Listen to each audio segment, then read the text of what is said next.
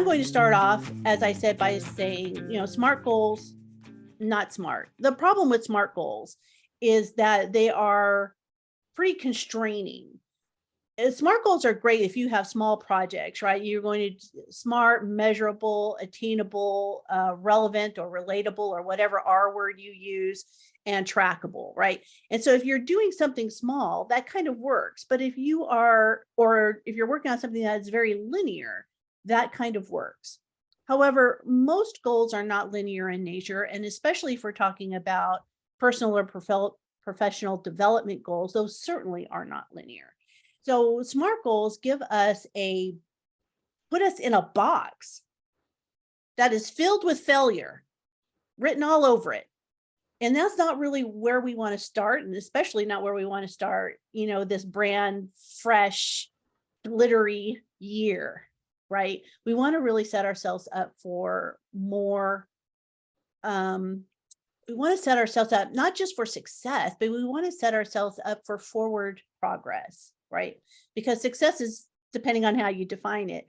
And as we move to achieve goals, we know that they're not linear. Like I said, there are ups and downs and peaks and valleys. And sometimes we do things well and we end up in an area where it's like, oh my gosh, look what happened.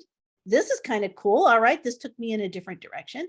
Or sometimes it's like, oh, well, that didn't work out. I think I need to readjust and then go back, right? Now, what I want us to do is I want us to think in terms of BHAGs. Now, how many of you have heard the term BHAG before me? Okay, I see hands. Great, great. BHAGs, big, hairy, audacious goals. And this is what I'd like us to think about: big, hairy, audacious goals. And it's really thinking beyond the project of the moment. It's thinking about something larger in scope with a motivation behind it, a big why behind it. So we're trying to do something for a specific reason. And it might be a reason that might help our businesses be more successful, but it might be something for yourself as well. And those BHAGs chunk down into smaller goals. And so I'm curious, who would like to start the conversation about SMART goals in general? What are your feelings about SMART goals? Have you seen great success with SMART goals? If not, why not? Who would like to kick off this conversation for me? I actually want to riff off of what Dawn had placed in the chat, because I think, sort of like Dawn, I kind of hit this, oh yeah, moment, because I was actually doing a what's the word, a document that I've decided to use before I even try to storyboard when I'm working on a project. Mm-hmm. And I was thinking about SMART goals, and I was like, okay, like, so if I have to think about this and I don't have all the information from the client, so like if I thought about the yes and the M, and like I was processing through that. So then I was listening to you and I saw Dawn say, no, I never thought of it that way. I was like, that, Shannon made a really good point. Like, SMART is incredibly linear, like as much as ADDIE is for those of us that are instructional designers or learning experience designers. And so I'm excited about what we're all going to share today. Like, what happens in an iterative context in us being able to say that we have goals, and to be able to say that we are achieving a goal, even if the goalpost is changing. And we've said, oh, that's okay, because we're trying to be iterative in our process. So to your point, Shannon, it's like those two things become then mutually exclusive. Like, you can't have a SMART goal if you're in an iterative process, because the SMART goals keep changing.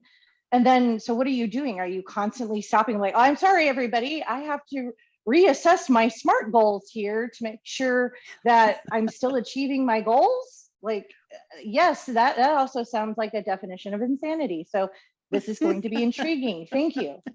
You're welcome. You're welcome. Yes, definitely. Wait, you can see that in a project meeting right now, right? Everybody's going, wait, stop, hold the bus. That's not what my SMART goal says. I've got to go back and I've got to rewrite that. And that's that's craziness. It's lunacy. So thank you for contributing that, Erica. Anyone else? what I've seen, working in industry is that it's something you do in January or February, and the managers never go back to it. They never Yes. help their employees achieve that goal. The employee doesn't know how that goal has trickled down to them from the vice president all the way to their president, to the manager, to them. They're just doing it out of a necessity because HR told them to put a goal in there. Yes. And if I were to be completely honest, and thank goodness the man in my life is not around me right now, I write his performance goals every year. I do it because no one really reads them. I mean, and I write them in a SMART goal fashion, but nobody ever goes back to them. So he'll come up to me now, I guess in a couple of weeks, and he'll say, "Oh, it's goal setting time." And then he'll run off, and I'm like, "Okay." So I take the goals from last year, readjust them to this year, and nobody ever reads them. And that's a problem in of themselves, isn't it?